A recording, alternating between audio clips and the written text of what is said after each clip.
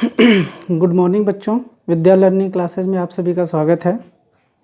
Hindi pedagogy इसके पहले मैं बता रहा था, जिसमें आप लोगों को 5 पेडागोजी के नियम बता चुके थे। वह उसके आगे हम लोग अध्ययन करेंगे। ठीक, उसके आगे बढ़ने से पहले मैं आप लोगों को एक चीज़ बता दूं कि देखिए, सामान्य उद्देश्य और विशिष्ट उद्देश्य में थोड़ा सा अंतर होता है। जो सामान्य उद्देश्य की पूर्ति करने के लिए कहीं ना कहीं आप देखे होंगे कि अगर एक बच्चे की सामान्य उद्देश्य की पूर्ति कहीं ना कहीं उसके परिवार के जो सदस्य होते हैं, जैसे उसके भाई बहन, माता पिता, चाचा चाची, या फिर कह लीजिए जो भी उसके घर में सदस्य हैं, वो उस बच्चे की भाषा से संबंधित जो सामान्य उद्देश्य की पूर्ति कहीं ना कहीं घर का कोई भी सदस्य कर सकता है। या फिर कोई भी जो ट्यूटर पढ़ाता है घर पर आकर के, वो भी बच्चे के सामान्य उद्देश्य की पूर्ति कर सकता है। जैसे कि अगर उसको 1 से लेकर के 5 तक का बच्चा है, तो उसको कहीं ना कहीं किताब से संबंधित पठन की बात अगर आती है तो उसको अच्छे तरीके से वो ट्यूटर भी पढ़ा सकता है, या घर का भी कोई सदस्य किताब पढ़ा करके उसको अर्थ वो बता सकता है ना। लेकिन अगर ये जो क्रियाएं घर के सदस्य कर रहे हैं या कोई ट्यूटर कर रहा है, तो ये कहीं ना कहीं बच्चे के लिए भाषा सीखने के लिए, या भाषा का विकास करने के लिए, या भाषा का अधिगम करने के लिए, उसके लिए एक सामान्य सा उद्देश्य होता है, जिसकी पूर्ति कहीं ना कहीं परिवार के सदस्य या ट्यूटर कर रहे हैं। यहीं पे एक ट्यूटर और शिक्षक में थोड़ा सा अंतर होता है, क्योंकि जो विशिष्ट उद्देश्य होता है, उस विशिष्ट उद्देश्य की पूर्ति एक ट्यूटर या परिवार के अन्य सदस्य नहीं कर पाते हैं। तो यहीं पे जो शिक्षक का रोल होता है, या कह लीजिए एक भाषा जो शिक्षक का रोल होता है, वो यही होता है कि बच्चे को सिर्फ किताब पढ़ाना नहीं होता है, या फिर कह लीजिए कि सिर्फ व्याकरण से संबंधित, या फिर कह लीजिए कि कुछ शब्दकोशों में वृद्धि कराना नहीं होता है। बच्चे को भाषा का अधिगम कराना, या फिर बच्चा कम्युनिकेशन कैसे कर पा रहा है, या बच्चा को कम्युनिकेशन करने के लिए उसको डेवलपमेंट करना, ये सारी चीज़ें सिखाता है एक भाषा शिक्षक। क्योंकि कक्ष में जब बच्चा पहुंचता है, तो बच्चे को उससे संबंधित, अधिगम से संबंधित जो भी समस्याएं आ रही हैं, बच्चे को उसके स्तर के अनुसार, उसके आयु के अनुसार कहीं ना कहीं जो शिक्षक होता है वो सिखाता है। और तभी बच्चा जाकर के उन बातों को सुनता है, फिर उसके बाद सुनने के पश्चात कहीं ना कहीं उस बातों को वो बोलता है, फिर पढ़ता है, पढ़ने के पश्चात कहीं ना कहीं उन बातों को वो लिख पाता है, और अपनी जो समस्याएं हैं या जो भी भाषा संबंधित विचार हैं, तथ्य हैं, नियम हैं, सिद्धांत हैं, उसको कहीं ना कहीं वो चीज़ों को प्रस्तुत कर पाता है, और उस पर तर्क वितर्क करने की या चिंतन करने की क्षमता, डेवलपमेंट, ये शिक्षक करवाता है, जिससे बच्चे का विकास होता है या भाषा का विकास कहीं ना कहीं होता है। यही कहीं ना कहीं ट्यूटर और शिक्षक में एक अंतर पाया जाता है। जो अन्य लोग होते हैं, वो बच्चे का सिर्फ सामान्य सा उद्देश्य, भाषा के जो सामान्य उद्देश्य होते हैं उसका विकास कर पाते हैं, लेकिन जो शिक्षक होता है उसका विशिष्ट उद्देश्य की पूर्ति करता है, जिससे उसमें स्किल डेवलपमेंट बच्चे के अंदर होता है, और बच्चा भाषा से संबंधित अधिगम को पूरा करता है, या फिर जो मैंने बताया कि अभिव्यक्ति के जो कौशल होते हैं या क्षमता होती हैं, उनका डेवलपमेंट बच्चा करता है। ठीक, तो आगे बढ़ते हैं। आज कल तक हमने जो 5 पॉइंट में मैं थोड़ा सा रिवाइज कर दूं, तो हमने जो कल पढ़ा था वो अभिव्यक्ति क्षमता तक 5वां पॉइंट हमने पढ़ा था। आज हम पढ़ेंगे अभिव्यक्ति क्षमता के प्रकार, जिसमें 3 प्रकार के होते हैं। एक मौखिक अभिव्यक्ति होता है, दूसरा लिखित अभिव्यक्ति होता है, और तीसरा सांकेतिक अभिव्यक्ति होता है। मौखिक के अंतर्गत या मौखिक अभिव्यक्ति के अंतर्गत जो होता है वो सुनना होता है, बोलना होता है, पढ़ना होता है। ये 3 चीज़ें होती हैं। बच्चे को जब हम कहीं ना कहीं कोई भी टीचर या वक्ता या शिक्षक जब किसी भी तथ्य के बारे में या किसी विषय के बारे में जब बताता है, तो बच्चा बहुत ध्यानपूर्वक उसको बातों को सुनता है। जब सुनता है तो कहीं ना कहीं यहाँ भी कम्युनिकेशन स्किल्स हो रहा है, वो टीचर से कहीं ना कहीं उस कोरिलेट हो रहा है, संबंधित हो रहा है, क्योंकि उसके विचारों को ध्यानपूर्वक सुन रहा है। तो सुनने का जो कौशल होता है वो मौखिक रूप से होता है। टीचर जब बोलता है तो बच्चे क्या होते हैं, मौन होकर के उनकी बातों को सुनते हैं। ठीक, फिर उसके बाद बोलते हैं, जब कोई भी प्रश्नीकरण टीचर कक्ष में करता है तो उसके जो सुने रहते हैं, जो कहीं ना कहीं टीचर्स की बातों को ध्यानपूर्वक सुनता है, तो उसका रिप्लाई भी वो करता है, वो मौखिक रूप से ही करता है, बोल करके करता है, उस प्रश्न का उत्तर वो देता है। ठीक, फिर उसके बाद आप देखे होंगे कि बच्चे को कभी भाषा टीचर कभी कभी खड़ा करवा करके कोई चीज़ पढ़ने के लिए कह देता है, किताबें लेकर के पढ़ने के लिए कह देता है, तो वो चीज़ें जो बोलता है वो भी मौखिक रूप से कहीं ना कहीं होता है, तो पढ़ने का कौशल भी डेवलपमेंट होता है। ठीक, तो इसके मौखिक के अंतर्गत कहीं ना कहीं सुनना, बोलना और पढ़ना सम्मिलित किया जाता है। और दूसरा है आपका लिखित अभिव्यक्ति। ठीक, लिखित अभिव्यक्ति में आप देखे होंगे कि सिर्फ और सिर्फ लिखने का काम किया जाता है। इसमें टीचर बच्चों को लिखने से संबंधित चीज़ों को बताता है, जैसे लिखित जो सामग्रियां होती हैं या जो बच्चों को लिखने जो व्याकरण से संबंधित जो त्रुटियां होती हैं उनमें सुधार करवा करके वो लेखन के कार्य करवाता है, जिसमें श्रुतलेख, आलेख, बहुत सारी ऐसी क्रियाएं होती हैं या क्रियाओं को करवा करके बच्चों को लेखन संबंधी क्षमता का डेवलपमेंट कराता है। ठीक, उसके बाद है सांकेतिक अभिव्यक्ति। सांकेतिक का अगर हम बात करें तो इसको हम लोग प्रतीक भी बोलते हैं ना, प्रतीक भी बोलते हैं, या फिर कह लीजिए कि इसको संकेत के रूप में भी हम कहते हैं, या चिन्ह भी कह सकते हैं यहाँ पे। तो इसमें आप देखे होंगे कि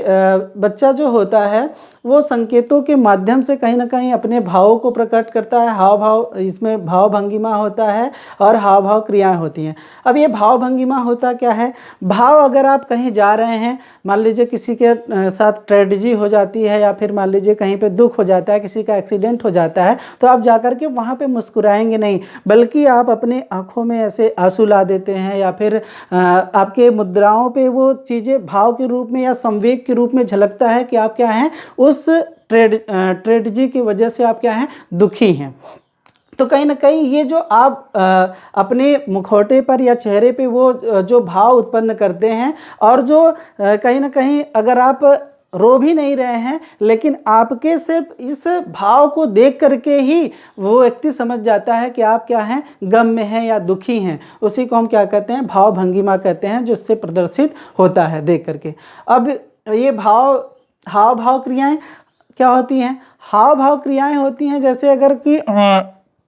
टीचर्स पढ़ा रहा है ना, टीचर्स पढ़ा रहा है और पढ़ाते पढ़ाते बीच में ही बच्चों से कोई प्रश्नीकरण कर दिया। प्रश्नीकरण करने के पश्चात जब बच्चा सही ढंग से रिप्लाई करता है ना, तो उसके मुख पे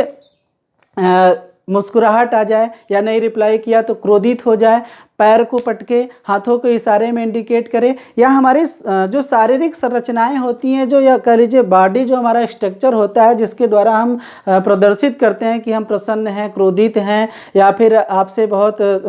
घृणित हैं, ऐसी चीज़ें अगर हम करते हैं तो भाव भंगिमाएँ या हाव भाव क्रियाएँ कही जाती हैं। ठीक है, तो आप देखे होंगे कि अभिव्यक्ति अभिक्षमता में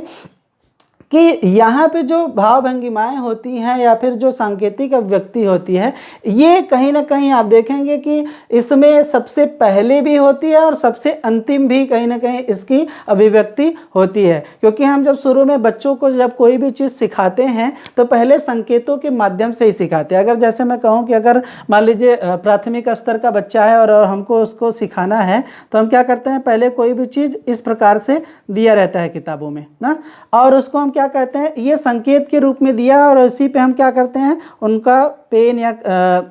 जो रूल कलम होता है उसकी सहायता से हम क्या करते हैं, इसी पे चलवाते हैं। और ये जो सांकेतिक रूप में था, इसको क्या किया गया, कहीं ना कहीं इस प्रकार से बना दिया गया, तो बच्चे इसी प्रकार से लिखना सीखते हैं। तो कहीं ना कहीं आप देखिए कि प्राथमिक स्तर में भी बच्चों को हम सांकेतिक रूप से सिखाते हैं ना, लेकिन सबसे पहली चीज़ यही भी है और सबसे अंतिम भी चीज़ है। अब अंतिम कैसे है कि अगर हम मान लीजिए इस तरह से भी आपको ये दिया रहता है, और बच्चों को हम क्या करवाते हैं, ऐसे करके ये पूरा ऐसे ऐसे इन पे चला करके अक्षर बनाना सिखवाते हैं, ताकि ये सांकेतिक बच्चे का आवृत्ति है, जिससे अपनी क्षमता का प्रयोग करके, दक्षता का प्रयोग करके, कहीं भाषा का प्रयोग करके कहीं ना कहीं वो सीख रहा है यहाँ पे, ठीक, संकेतों के माध्यम से। अब जैसे मैं कहूँ कि सांकेतिक अभिव्यक्ति में भी बहुत व्यापक रूप में होता है। जैसे कि अगर छोटे बच्चे हैं और उनको 15 अगस्त पे कह दिया जाए कि आप क्या करिए, रोल प्ले करिए ना, किसी भी गीत पे 15 अगस्त के जो भक्ति गीत होते हैं उस पर आपको क्या करना है, तमाम बच्चों को उनको गाने के अनुसार कहीं ना कहीं आप देखे होंगे कि विभिन्न प्रकार के पोशाक पहना दिए जाते हैं। किसी को बैगन का, तो किसी का गोभी का, तो किसी का महात्मा गांधी का, तो किसी को सुभाष चंद्र बोस का, तो किसी को भारत माता का। विभिन्न प्रकार के किरदारों के अनुसार उनको पोशाक पहना दिया जाता है और बच्चे स्टेज पे फुदक फुदक करके पहुंच जाते हैं। और जो गाने रहते हैं कहीं ना कहीं उसके अनुसार वो या ऐसे ऐसे कर करके इंडिकेट करते हैं कि उस गाने को, लेकिन सही ढंग से वो सांकेतिक अभिव्यक्ति नहीं कर पाते हैं। लेकिन यही बड़े बच्चे, अगर मैं 6 to 8 की बात करूं या 9 से 10 के 9th और 10th के बच्चों की बात करूं सांकेतिक अभिव्यक्ति की, तो वो क्या करते हैं, उस पोशाक को पहन करके वो जब जाते हैं तो गाने का जो थीम रहता है या जिस प्रकार की शारीरिक संरचनाएं होती हैं जिस प्रकार से, उसी प्रकार से बच्चे हूबहू कहीं ना कहीं कॉपी करके अच्छे तरीके से करते हैं। तो जो बड़े बच्चों में सांकेतिक अभिव्यक्ति होती है वो ज़्यादा होती है और छोटे बच्चों में आप देखेंगे कि सांकेतिक अभिव्यक्ति थोड़ी सी कम होती है। तो हमारा जो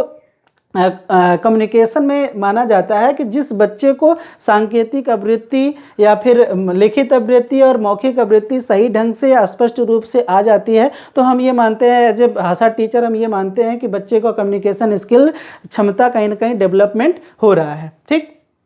अब इन डेवलपमेंट के बाद हम आगे बढ़ते हैं तो बात करते हैं वाचन ना। वाचन का भी आप देख रहे होंगे कि वाचन कहीं ना कहीं 3 प्रकार से होते हैं। जिस प्रकार से अभिव्यक्ति क्षमता 3 प्रकार का होता है, उसी प्रकार का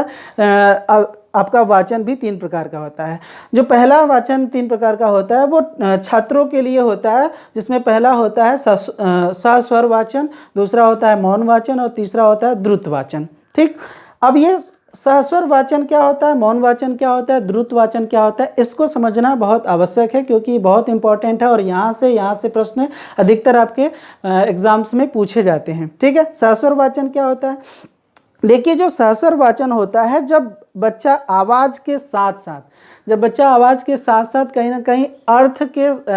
अर्थ पढ़ता चला जाता है और उसका अर्थ और भाव भी स्पष्ट करता चला जाता है, तब हम उसको क्या कहते हैं, सहस्वर वाचन कहते हैं। ठीक है, और ये सहस्वर वाचन जो होता है वो अधिकतर नाटक में किया जाता है, एकांकी में किया जाता है और उपन्यास में किया जाता है। क्योंकि नाटक में आप देखे होंगे कि जब कोई भी नाटक लिखी जाती है जन्म से मृत्यु तक या जन्म से मृत्यु तक के बीच में की जो घटनाएं होती हैं, जो राजा रानी की या फिर किसी भी किरदार की, तो कुछ मुख्य बिंदुओं को या स्थानों से क्या करते हैं, काट करके निकाल करके हम कहीं ना कहीं एक कुछ पात्रों को लेकर के एक कहानी बनाते हैं ना, या नाटक बनाते हैं। तो नाटक बना करके उसमें बहुत सारे रोल रहते हैं। जैसे अगर हम कहें राम, श्याम, गीता, सीता, मोनू, सोनू, टोनू, मोनू, जो भी नाम इसमें दिया रहता है, और उसके अकॉर्डिंग कहीं ना कहीं जो भी पात्र रहते हैं वो अपनी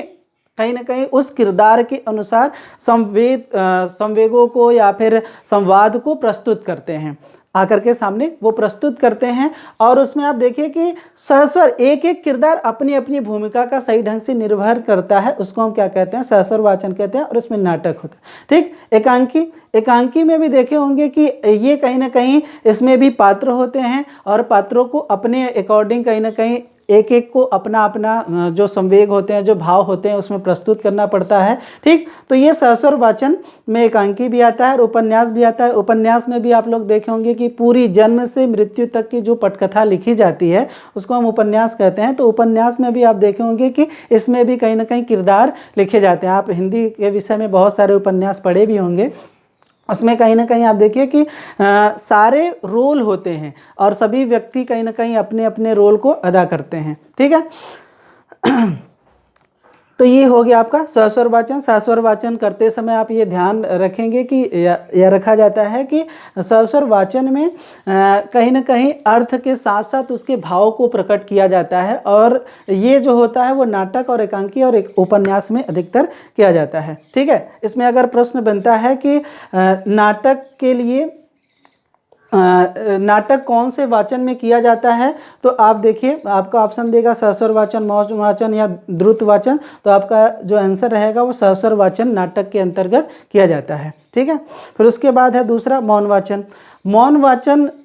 जो किया जाता है, और अधिकतर बड़े बच्चों के लिए होता है, क्योंकि छोटे बच्चों को मौन वाचन बहुत कम कराया जाता है। ये आप अधिकतर जो बड़े बच्चे होते हैं, या कह लीजिए 6 to 8 के जो बच्चे होते हैं, वो जा कर के लाइब्रेरी में शांतिपूर्वक बैठ करके किताब खोल करके पढ़ते हैं। वहाँ पे वो किताब जब पढ़ते हैं तो मौन वाचन करते हैं कहीं ना कहीं, और वहाँ पे जब किताब पढ़ते हैं तो अपने कल्पना, तर्क शक्ति, विवेचन क्षमता का कहीं ना कहीं वो डेवलपमेंट करते हैं, उस पर चिंतन करते हैं, मनन करते हैं, जिससे उनकी कल्पना शक्ति का विकास होता है। तो ये मौन वाचन के अंतर्गत आता है। फिर उसके बाद है आपका द्रुत वाचन। द्रुत वाचन में द्रुत का मतलब यहाँ पे जो होता है वो होता है गति से, गति। किसी भी गद्यांश को, या कह लीजिए कि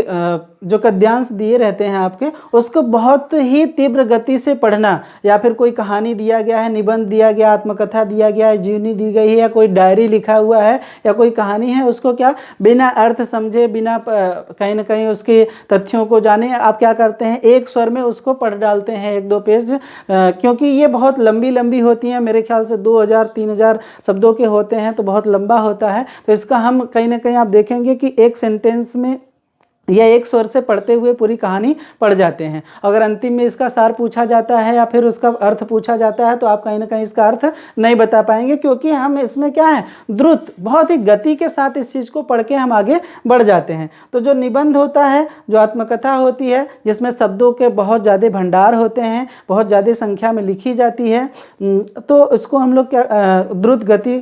वाचन के अंतर्गत कहीं ना कहीं पढ़ते हैं। डायरी जो होती है, आप देखेंगे कि सुबह से लेकर के शाम तक की जो हमारी जो पूरी दिनचर्या होती है, उसमें जो हम कहीं ना कहीं उठ करके पूरा जो आज का कार्य किए या कल क्या जो कार्य करने वाले हैं, उसको हम जो सम्मिलित करते हैं, उसको डायरी बोलते हैं। कहानी जो होती है, जो कहीं ना कहीं जीवन से संबंधित जो घटनाएं घटित होती हैं, या फिर राजा रानी की कहानी, या फिर किसी महात्मा गांधी या महापुरुष जो होते हैं उनकी कहानी, जो या नेता प्रेताओं की कहानी, या फिर जो आप फिल्मों में देखते हैं, वो भी कहानी कहीं ना कहीं क्या होता है, एक लंबा होता है, विस्तार पूर्वक होता है, और इसको हम धीरे धीरे अर्थ सा अगर पढ़ेंगे तो इसमें काफ़ी समय लगता है। इसलिए इसको क्या करते हैं, हम गति के साथ कहीं ना कहीं पढ़ते हैं, उसको हम क्या बोलते हैं, द्रुत वाचन कहते हैं। ये जो किया जाता है, ये छात्र के लिए होता है। ये छात्र सस्वर वाचन, मौन वाचन और द्रुत वाचन करते हैं। ठीक है। अब दूसरा जो पॉइंट होता है वाचन में, वो शिक्षक के लिए होता है। शिक्षक के लिए जो पहला है आदर्श वाचन और अनुवाचन, तीसरा है आपका अनुकरण वाचन। ठीक है। अब ये आदर्श वाचन क्या होता है? आदर्श वाचन ये होता है जिसमें शिक्षक क्या करता है, वाचन करता है, और जो छात्र होते हैं उस शिक्षक की बातों को ध्यानपूर्वक सिर्फ सुनते हैं, या कह लीजिए कि सिर्फ श्रोता के रूप में वो सुनते हैं। टीचर जो भी रहता है उस वही वक्तव्य को बोलता है, सारी चीज़ों को बताता है, और छात्र सिर्फ ध्यानपूर्वक उनकी बातों को सुनते हैं। उसको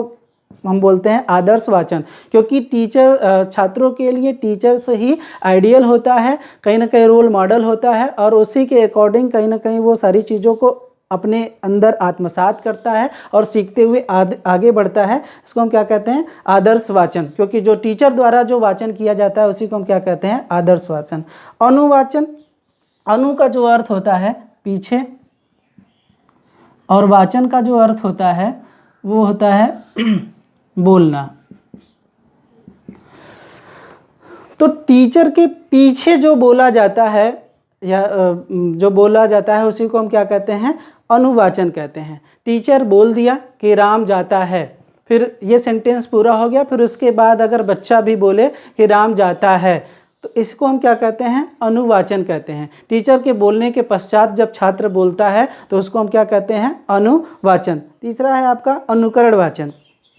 अनुकरण वाचन की अनुकरण वाचन में होता क्या है, टीचर बोलता जाता है और छात्र भी उसके साथ साथ बोलता जाए, उसको हम क्या कहेंगे, अनुवाचन कहते हैं। टीचर भी बोलेगा और छात्र दोनों साथ साथ में बोलेंगे, पहले टीचर बोलेगा उसके साथ कहीं ना कहीं पीछे रिपीट करते हैं छात्र, उसको हम बोलते हैं अनुकरण वाचन। जैसा आप लोग देखे होंगे कि जब किसी भी विद्यालय में 4 बच्चे खड़े होकर के राष्ट्रगान करते हैं और उस राष्ट्रगान के साथ साथ बाकी सारे बच्चे भी क्या करते हैं, राष्ट्रगान करते हैं साथ ही साथ में ना। वो 4 बच्चे पहले बोलते रहते हैं और उसका अनुकरण वाचन कहीं ना कहीं और बच्चे भी करते रहते हैं। लेकिन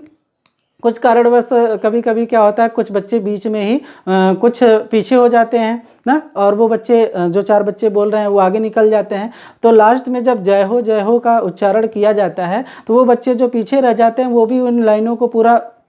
छोड़ करके लास्ट में जय हो करना स्टार्ट कर देते हैं। क्यों? क्योंकि वो क्या कर रहे हैं, अनुकरण वाचन कर रहे हैं। वो जो 4 बच्चे बोल रहे हैं उन्हीं का वो क्या कर रहे हैं, अनुकरण कर रहे हैं। इसी को हम क्या कहते हैं, अनुकरण वाचन कहते हैं। ठीक है। तो ये आपका, फिर उसके बाद है अब जब वाचन बच्चा करना सीख जाता है, शिक्षक वाचन बच्चों को अच्छे तरीके से करा लेता है, तो भाषा किस प्रकार से भाषा का वैज्ञानिकों ने क्या मत रहा है या वैज्ञानिक भाषा के बारे में क्या कहते हैं, तो इसके कुछ भाषा वैज्ञानिक हैं या भाषा शास्त्री भी इसको हम लोग बोलते हैं कि भाषा वैज्ञानिक भी भाषा के बहुत सारे ऐसे चीज़ों को बताए हैं जिससे भाषा का डेवलपमेंट हो सके, जिसमें सबसे महत्वपूर्ण रोल आता है चामस्की का, फिर उसके बाद वाइगोत्स्की का, फिर उसके बाद है स्किनर और लास्ट में है पियाजे। बहुत सारे ऐसे और भी मनोवैज्ञानिक हैं जिन्होंने भाषा पे काम किया, लेकिन कहीं ना कहीं भाषा उस जो उन्होंने बताया उस चीज़ को एक्सेप्ट या स्वीकारा नहीं गया, क्योंकि वो जो बातें कहें वो कहीं ना कहीं भाषा बच्चों के लिए लाभकारी नहीं था, हितकर नहीं था, इसलिए उस जो भाषा के बारे में उन्होंने बताया उस चीज़ को स्वीकार नहीं किया गया। ठीक है। तो जो पहले चामस्की महोदय हैं वो कहते हैं कि भाषा का अर्जन होता है। अब देखिए यूँ कहते हैं कि बच्चे को सीखने के लिए विद्यालय बहुत बड़ा महत्वपूर्ण रोल अदा नहीं करता है, और ये एक उदाहरण के माध्यम से बताते हैं या समझाने का प्रयास करते हैं। कहते हैं कि जिस समय विद्यालय नहीं था उस समय भी क्या ऐसे बहुत सारे ऐसे व्यक्ति थे या फिर ऐसे महान व्यक्ति हुए जिन्होंने भाषा कभी भी विद्यालय नहीं देखा, या आप देखे होंगे गांव में भी ऐसे बहुत सारे व्यक्ति आपको देखने को मिल जाएंगे जो कभी विद्यालय नहीं गए भैया, कम पढ़े लिखे हैं ना, लेकिन आप देखेंगे कि उनकी जो कम्युनिकेशन सिस्टम है या जो भाषा है वो बहुत अच्छी है ना, और बहुत अच्छे तरीके से किसी भी गांव की समस्याओं को वो समाधान करते हैं। पहले उनके बातों को सुनते हैं ध्यानपूर्वक, फिर उस पर अध्ययन करते हैं, फिर उसके बाद उस समस्याओं का वो समाधान बहुत अच्छे तरीके से कर देते हैं, और वो जो बोलते हैं बहुत अच्छी स्पीड या कल स्पीड से बोलते हैं। आज के समय में या पहले के भी आप बहुत सारे नेताओं को देख लीजिए जो उनकी आप देखेंगे कि स्कूली शिक्षा या फिर शिक्षा दीक्षा बहुत अच्छे तरीके से नहीं हुआ है, लेकिन वो उनका भाषा का विकास या डेवलपमेंट कहीं ना कहीं इतने अच्छे तरीके से उन्होंने कर लिया है, जो बिना स्कूल गए भी कहीं ना कहीं उन्होंने इतने अच्छे तरीके से भाषाओं का सीखा है, अपना डेवलपमेंट किया है, जो बहुत सारे हजारों या लाखों लोगों को क्या करते हैं, अपने बातों से ही बहुत अच्छी तरीके से आकर्षित वो कर लेते हैं। जो कि क्या किया है, उन्होंने भाषा का अर्जन किया है, और भाषा का अर्जन उन्होंने कहाँ से किया है, परिवेश या कह लीजिए कि वातावरण से या पर्यावरण से उन्होंने किया है। उन्होंने जिस वातावरण में रहा या जिस वातावरण में उन्होंने निवास किया, जिस परिवार से उन्होंने कहीं ना कहीं चीज़ें सीखा है, रिलेटिव लोगों से सीखा है, मार्केट से सीखा है, मंदिरों में मस्जिदों में जहाँ भी उन्होंने गया है वहाँ से कुछ न कुछ उन्होंने सीख करके ग्रहण करके उस भाषा का परिमार्जित अपने अंदर कहीं ना कहीं उन्होंने किया है। तो उन्होंने चामस्की महोदय ने बताया कि कोई भी बच्चा होता है, जरूरी नहीं है कि वो भाषा का अर्जन विद्यालय ही जाकर के करे, या वो कहीं ना कहीं अपने परिवार से, अपने वातावरण से, अपने समुदाय से, अपनी संस्कृति से, सभ्यता से कहीं ना कहीं वो ज़्यादा सीखता है और भाषा का अर्जन करता है, जिसमें कहीं ना कहीं मैंने इसमें ये भी चीज़ें बता दिया कि वो समाज से भी बहुत सारी चीज़ें, ये सारी चीज़ें जो मैं बता रहा हूँ समाज के अंदर गत आता है, तो समाज से भी बहुत सारी चीज़ें वो सीख लेता है, तो वहाँ से उसका जो भाषा का अर्जन है वो बहुत ज़्यादा होता है। और भाषा का अर्जन जब कोई बालक करता है तो वो बहुत सरल और सहज या कह लीजिए कि स्वीकार तरीके से जब करता है तो बहुत अच्छे तरीके से सीखता है। जब कोई भी भाषा हमारे समाज में बोली जाती है और बच्चा जब मातृभाषा का प्रयोग करके उस चीज़ को एक्सेप्ट करता है या स्वीकारता है, तो कहीं ना कहीं आप देखे होंगे कि उसके लिए जब मातृभाषा से कोरिलेट करके चीज़ें बताई जाती हैं तो वो सीखने में उसके लिए बहुत ही सरल होता है, सहज होता है, और वो बहुत ही अच्छी तरीके से उस भाषा को स्वीकार भी करता है। तो चामस्की महोदय यही कहते हैं कि भाषा का अर्जन वो अपने समाज से, परिवेश से, वातावरण से, अपने जो समुदाय है या फिर कह लीजिए कि जो हमारा वातावरण है वहीं से वो सबसे पहले सीखता है। फिर और जो ये बात कह रहे हैं, ये बात कहीं ना कहीं सत्य भी है, हम इसको स्वीकार भी करते हैं कि ज़रूरी नहीं है कि जो लोग स्कूल में जाते हैं वही ज़्यादा भाषा का अर्जन करते हैं या वही बहुत ज़्यादा सीखते हैं। वो हमारा समाज जो होता है, वातावरण से भी हम कहीं ना कहीं अपनी भाषाओं को विकास करते हैं। ठीक है, फिर उसके बाद हैं वाइगोत्स्की महोदय। इनके बाद वाइगोत्स्की कहीं ना कहीं इसमें कुछ चीज़ों को उन्होंने क्या किया, आप देखे होंगे कि जो चीज़ें कुछ वैज्ञानिक या मनोवैज्ञानिक बोल के चले जाते हैं तो उसमें कुछ चीज़ें हम सुधार कर देते हैं, कुछ चीज़ों को हम अस्वीकार करते हैं और कुछ चीज़ों को हम सुधार करके उसी चीज़ें में आगे बढ़ा देते हैं। ये इन चीज़ों को भी तो स्वीकार करते हैं और साथ साथ में ये भी कहते हैं कि भाषा का जो अधिगम होता है,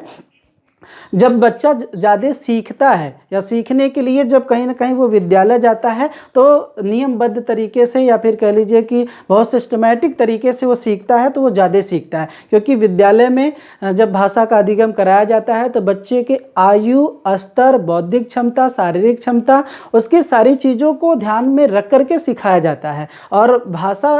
कहीं ना कहीं टीचर के द्वारा इन सब चीज़ों पर विशेष ध्यान दिया जाता है कि बच्चे की सीखने की गति क्या है, उसकी किस में रुचि आ रही है सीखते समय, या किस चीज़ों को उसमें बाधक तत्व आ रहा है सीखते समय, तो उन बाधक तत्वों पे वो भी कार्य करके कहीं ना कहीं बच्चे को उस बाधा से निकालने का प्रयास करता है। तो उसमें वाइगोत्स्की महोदय कहते हैं कि भाषा के अधिगम में कहीं ना कहीं विद्यालय का रोल होता है और भाषा शिक्षक का बहुत बड़ा रोल होता है, जो कि भाषा शिक्षक कहीं ना कहीं बच्चों को उनके आयु के आधार पर या फिर उनके स्तर के अनुसार कहीं ना कहीं सिखाने का प्रयास करता है। इसीलिए विद्यालय, क्योंकि इन्होंने वाइगोत्स्की महोदय एक उदाहरण के माध्यम से बताते हैं, कहते हैं कि मान लीजिए कि कोई बच्चा है और उसको हमने विद्यालय में अगर कुछ चीज़ें सिखाया, ठीक है, और विद्यालय में सिखा करके फिर उसके बाद क्योंकि वो 6-7 घंटा या 8 घंटा मैक्सिमम विद्यालय में रहता है, फिर उसके बाद हम क्या करते हैं, ला करके घर पे रख देते हैं और उसको अगर बच्चे को विद्यालय तक की ही जो चीज़ें सीख रहा है वो सीखे, फिर उसके बाद अगर हम उसको रिश्तेदारी न ले जाएं या फिर कहीं मार्केट न ले जाते हैं या समाज में कोई भी आ रहा है व्यक्ति हमारे परिवार में, उसके सम्मुख या नहीं आता जाता है, तो क्या उसका भाषा का विकास पूर्ण तरीके से हो जाएगा? नहीं हो पाएगा। तो उन्होंने कहा कि अंतःवाक का सिद्धांत इसी पे दिया और कहा कि सामाजिक अंतःक्रिया का सिद्धांत भी बताया। कहा कि बच्चे को सिर्फ और सिर्फ विद्यालय नहीं बल्कि उसको क्या होना चाहिए, उस समाज से भी उसको अंतःक्रिया करना चाहिए। आप देखे होंगे कि बहुत सारे ऐसे बच्चे हैं जो सिर्फ और सिर्फ विद्यालय में ही जाते हैं, तो उनके भाषा का जो विकास है, जो डेवलपमेंट होना चाहिए वो बहुत ज़्यादा नहीं हो पाता है, क्योंकि वो समाज से कट जाते हैं। वो कहीं ना कहीं अपने परिवार से कटे कटे रहते हैं, या फिर कह लीजिए अपने जो दोस्त यार होते हैं, जो उनका समूह होता है, या फिर कह लीजिए कि जो रिलेशन में नहीं जाते हैं बच्चे, ऐसे कह लीजिए शादी विवाह के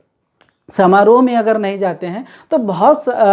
जब ऐसी चीज़ों पे नहीं जाते हैं तो सिर्फ और सिर्फ विद्यालय उनका कितना डेवलपमेंट करा सकता है भाषाई विकास। तो उनका जो कहीं ना कहीं आप देखे होंगे कि जो भाषा का अर्जन है, समाज से जो सीखने वाला रोल, तो वो कम हो जाता है। तो इसीलिए उन्होंने कहा कि अंतःवाक का सिद्धांत इन्होंने दिया कि क्या होना चाहिए, बच्चा को जब अंतःक्रिया करता है इन सारी चीज़ों, समाज से, समुदाय से, विद्यालय से, अपने सहपाठियों से, रिश्तेदारियों से, वैवाहिक समारोह से, जब वो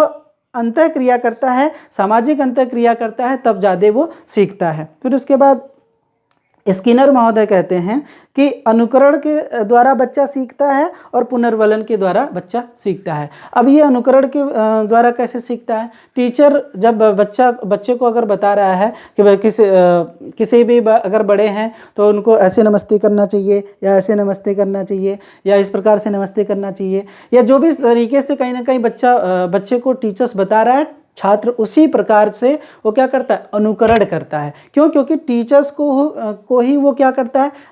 अपना आइडियल मानता है, अपना कहीं ना कहीं आदर्श मानता है और उसी के अनुसार ही वो क्या करता है, अनुकरण करता है। और अगर बच्चा सही ढंग से अनुकरण नहीं करता है या फिर अनुकरण करने के उसके जो तौर तरीके हैं वो अगर अलग हैं, तो आप भाषा टीचर होने के नाते आप लाख प्रयास कर लीजिए, बच्चे को आप सही ढंग से नहीं सिखा सकते हैं, क्योंकि वो उसका जो अनुकरण है, अगर जिस तरीके से वो अनुकरण कर रहा है, उसकी जो गति है, जो क्षमता है, जो उसकी दक्षता है, उसके अनुसार अगर आप अनुकरण करा रहे हैं, सिखा रहे हैं, बता रहे हैं, तब तो वो बच्चा सही दिशा में अनुकरण करेगा या सीखेगा। अन्यथा कहीं ना कहीं आप लाख प्रयास करते रहिए, वो नहीं सीख पाएगा। ठीक है। फिर उसके बाद है पुनर्वलन, इसको हम फीडबैक भी बोलते हैं। देखिए, अब फीडबैक द्वारा बच्चा कैसे सीखता है? अगर किसी विद्यालय में बच्चा जा रहा है तो स्किनर महोदय कहते हैं कि बच्चे फीडबैक द्वारा ज़्यादा सीखते हैं, कि अगर आप बच्चों को बता रहे हैं कोई भी चीज़, क्योंकि आपका जो दिमाग होता है वो बहुत कम समय तक के लिए कंसंट्रेट होता है, ठीक है, और बच्चे खास करके बहुत ही चंचल होते हैं, वो यहाँ वहाँ की चीज़ें देखते रहते हैं। तो आप क्या करिए कि कुछ ऐसी चीज़ें उनको फीडबैक के रूप में दीजिए कि अगर बच्चे हम कुछ चीज़ें बता रहे हैं या समझा रहे हैं और उसमें बीच बीच में अगर प्रश्नीकरण कर रहे हैं, ठीक है, तो आप उनको क्या करिए कि फीडबैक आप ये जान लीजिए कि दो प्रकार से दिया जाता है, एक होता है सकारात्मक, एक होता है नकारात्मक, जो सीखने के लिए भाषा के अधिगम में बहुत सहायक सिद्ध होता है। तो यहाँ पे ये कहते हैं कि अगर बच्चा बीच में आप जब प्रश्नीकरण करते हैं तो बच्चा अगर सही रिप्लाई करता है आपके प्रश्नों को तो आप उसको शाबाश, बहुत अच्छा, गुड, वेरी गुड, अगर ऐसे सकारात्मक फीडबैक देते हैं तो बच्चा कहीं ना कहीं क्या होता है, सीखने के लिए और तत्पर होता है और उत्साहित होता है कि सर ने मुझे क्या कहा, शाबाश कहा, बहुत अच्छा कहा। तो उसके लिए सकारात्मक फीडबैक जो भाषा सीखने के लिए बहुत अधिक